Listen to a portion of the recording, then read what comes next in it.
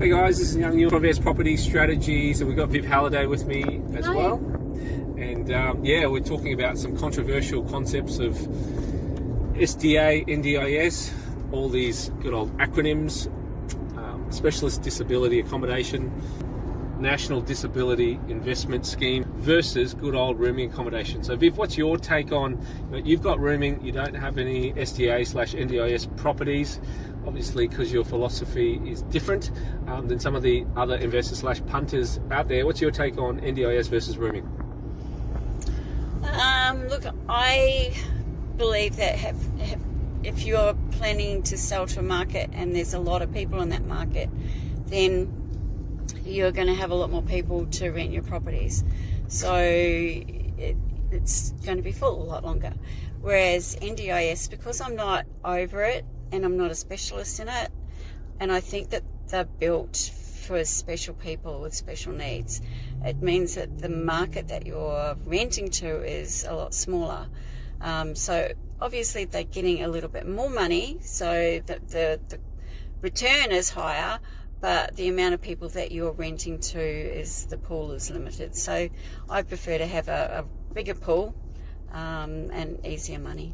But yeah, I think, look, SDA is very much a shiny, bright object there, and anything that is subsidised by the government, the thing about that is it can change any time. One of the things that happened in the last few weeks that definitely shocked me is, you may have heard of the guy named Bill Shorten. He was the head of SDA/NDIS, and he got a job at a university paying him over $1 million a year. And why wouldn't you, right? If you're at a university making 100 grand a month, so to speak, sitting on your backside answering the phone, I'm sure you'd do that too if you're in the government and wanted a safe, secure job.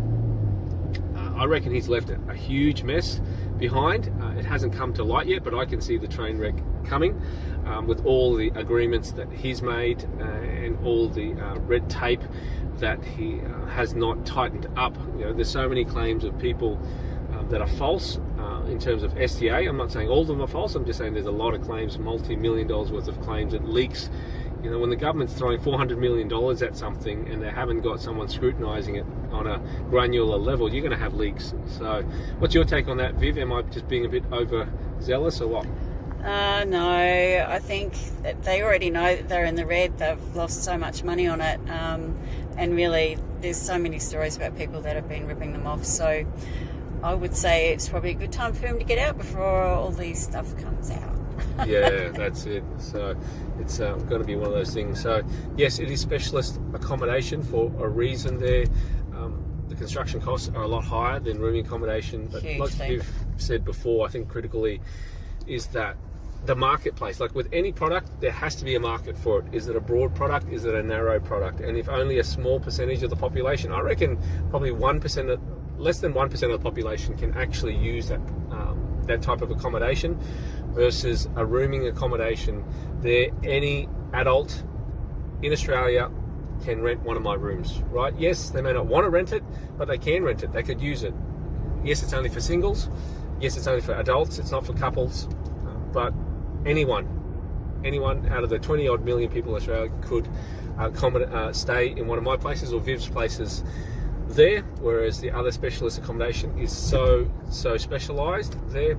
And if they don't want your product, what are you going to do? You can't just rip out a wall or change the toilet. It is designed for a specific end user in mind who is subsidised by the government. So once again, with the government, they can change their mind overnight, and they have done that many times, whether it was negative gearing, whether it's with capital gains tax, whether it's first home buyers. They change their mind overnight and then you're stuck. So one of my mates has got a handful of these. He reckons in 2 years the market will be down the toilet. So anyway, anything else you want to add to that, Viv, out of my positivity? And no, I think I'm sure that there's some really good people out there doing some great job with the NDIS. So it's a very narrow niche, but and well needed. But unless you really know what you're doing, I'm happy to be sitting in my mini boarding house section and helping the homeless get some more beds. Awesome. Catch you guys later. Catch you next time. Young Neil from NDIS Property Strategies. See you next time. Yep.